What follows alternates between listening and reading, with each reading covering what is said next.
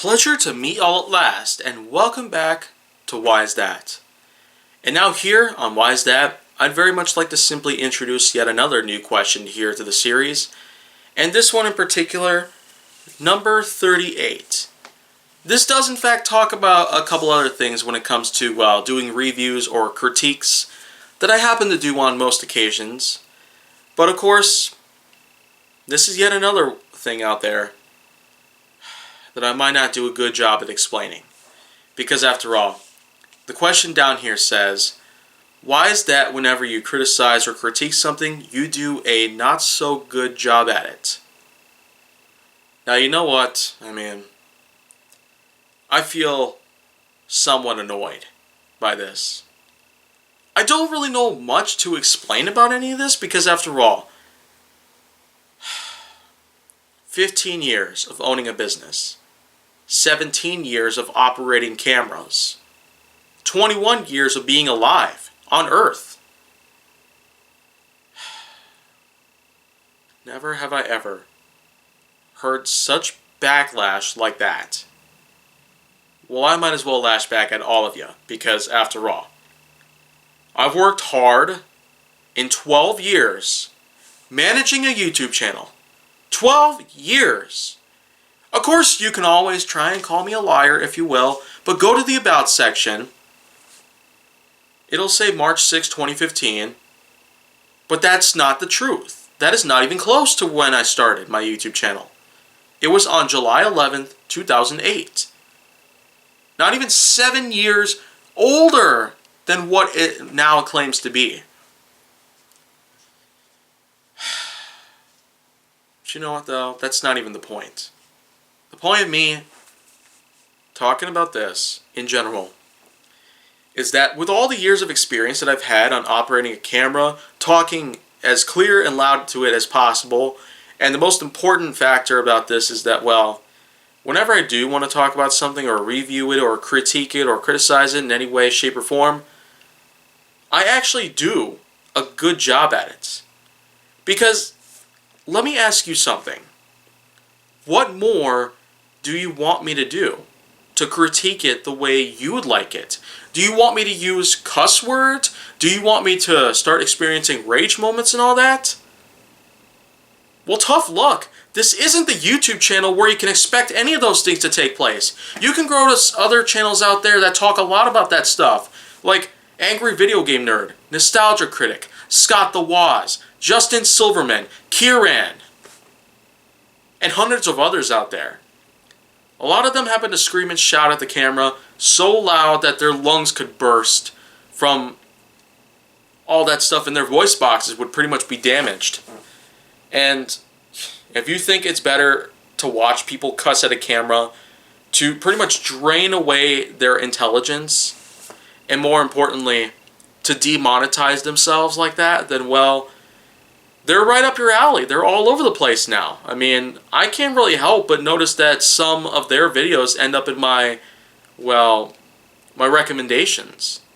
I really can't help that because YouTube's worked so much differently now than it used to. In the 15 years that it's been around, YouTube has had a lot of new rules and a lot of new ways to carefully coordinate every piece of content out there so anyone can watch them.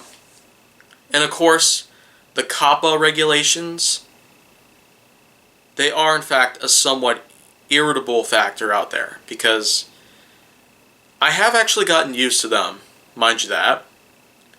But I will say for sure is that it can be hard to kind of avoid them at all costs because after all, especially when it comes to some of my older episodes of, Nerf Secret Revealed or like a few other series and the like where I have actually cussed back then.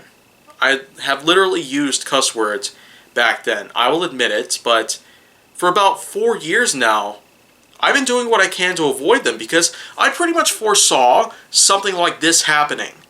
I'm not psychic or whatnot, I just knew something like this was going to happen at some point. That YouTube would no longer allow us to cuss in the first 10 seconds of every video that we upload, and that the fact that they don't want us to have minors in them, especially for above legal age to drink and drive, or to vote and own a firearm, or anything like that.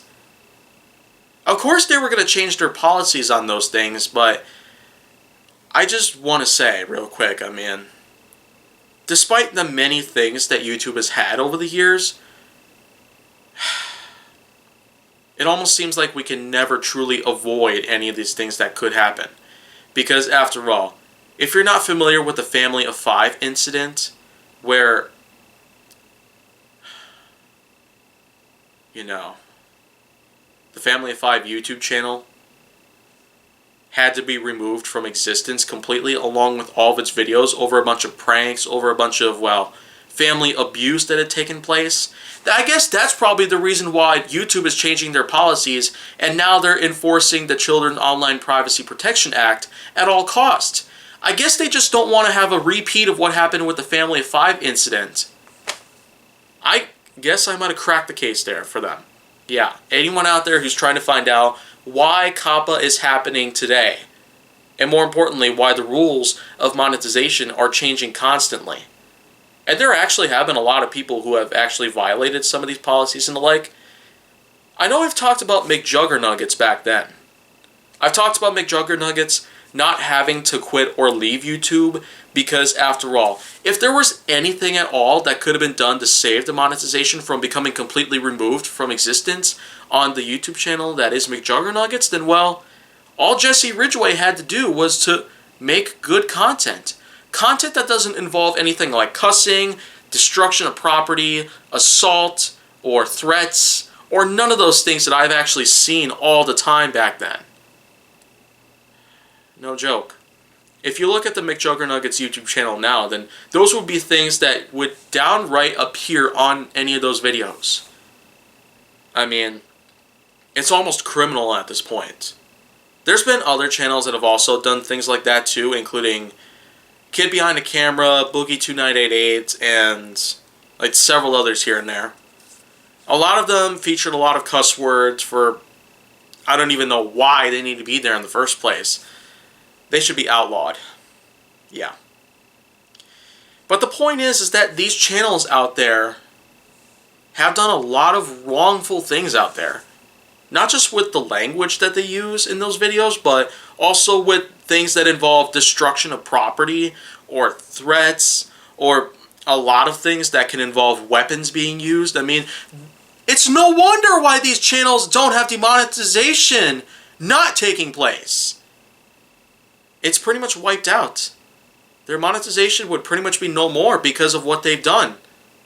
All they had to do was to avoid everything that they did. Avoid using confrontational tactics to pretty much trigger people to try and go after them with weapons in their hands, like something like that could induce bloodshed. And I will admit, content that I've done, especially 10 years ago, had been like that. I had used some cuss words here and there. I had also used, well, some weapons and the like. My own blood has been shed. My own blood has spilled out of my body back then. But I'm making absolutely sure that it never happens again. Especially because of all these new policies and these new rules that are taking place. And yeah, I will admit, yet again, I'm kind of sidetracking myself and going way off topic here. Getting way off topic here. But that's pretty much what happens here. When you ask me some sort of question as why do I not do a good job at reviewing or critiquing something, that's kind of just what happens. I tend to dive on into some reasons why I don't want to critique things the way some people would, or even most people would, because they feel like that they could just get away with some things out there, or performing some things without consequences. But the truth is that we can't fight that. Not anymore. We can't fight the rules of a multi-billion-dollar company and its policies. We just cannot do that. We can never truly fight them, even if we harbinge those protests. If we harbinge those protests, and well, that's basically one of the ways that we could try to convince Google to make YouTube back the way it was. But we cannot do that. Especially with small numbers being so concerned over a pandemic. And I know I keep talking about the ANCOV pandemic, but that's only because it's as serious comes. 600,000 plus deaths have been registered online. Anyone can look at it.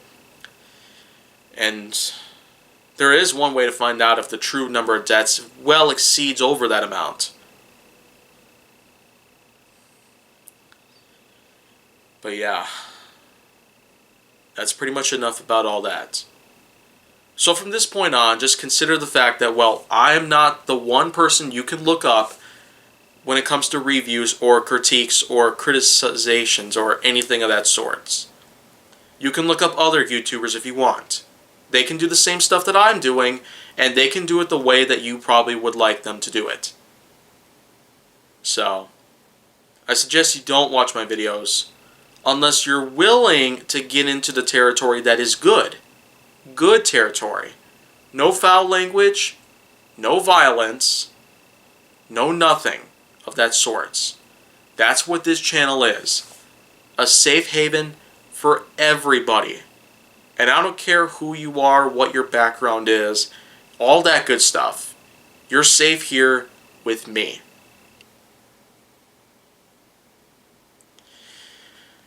But if you want to see more, go down on my channel, especially because there's a lot of other Why's That questions that I got to answer at some point.